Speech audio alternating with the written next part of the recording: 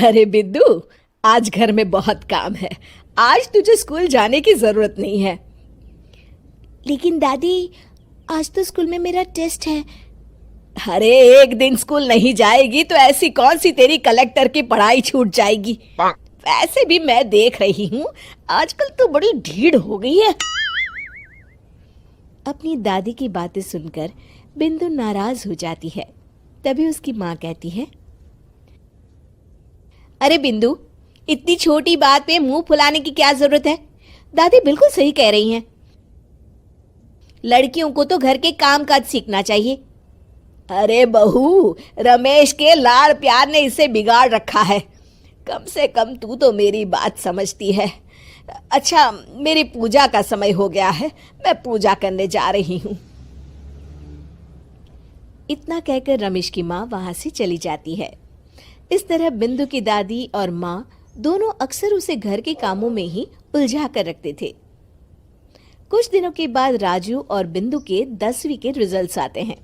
दोनों बच्चे दादी को अपना अपना रिपोर्ट कार्ड दिखाते हैं। शाबाश मेरे लाल, तू तो बड़े अच्छे नंबरों से पास हुआ है। तभी बिंदु कहती है, दादी मैं भी अच्छे नंबरों से पास हुई हूँ।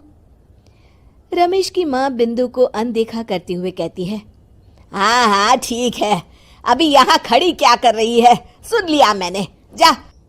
जाकर मेरे लिए चाय बना कर लिया। बिंदु उदास होकर चाय बनाने किचन में चली जाती है। तभी राजू कहता है, दादी मैं क्रिकेट के कोचिंग सेंटर में एडमिशन लेना चाहता हूँ। अरे वाह राजू बेटा, ये तो तूने बड़ी अच्छी बात कही। तू कल ही अपना एडमिशन करा ले, जितनी भी फीस होगी मैं दे दूंगी।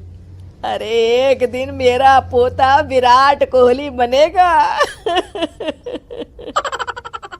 इस तरह अक्सर रमेश की माँ अपनी पोती बिंदु के साथ दुर्व्यवहार करती थी।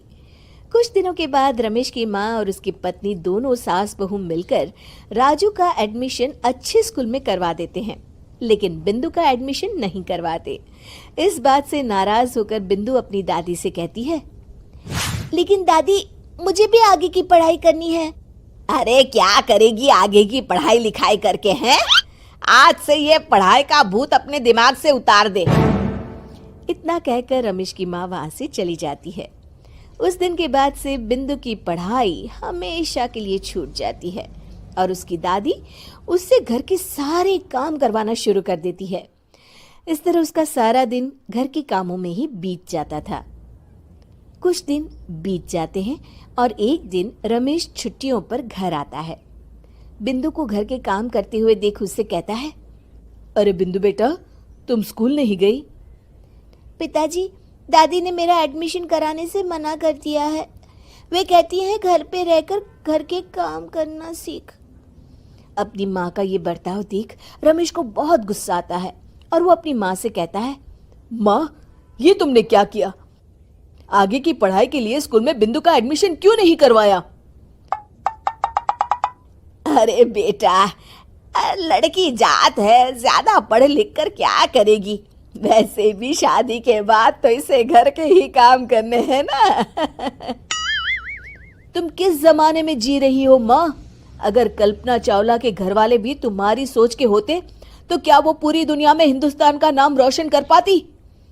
इसका स्कूल छुड़वाकर तुम इसका भविष्य बर्बाद कर रही हो, लेकिन मेरे रहते ऐसा नहीं होगा। बिंदु बेटा, कल ही तुम्हारा एक अच्छे स्कूल में एडमिशन करा दूंगा। तुम जितना चाहे उतना पढ़ो। मेरे होते हुए तुम्हें किसी बात की चिंता करने की जरूरत नहीं है। अपने पिता से हौसला पाकर बिंदु खुश हो जाती है और कहती है, जी पापा, मैं खूब मन लगाकर पढ़ाई करूंगी और बड़ी होकर डॉक्टर बनूंगी। ये हुई ना बात, शाबाश मेरी बेटी।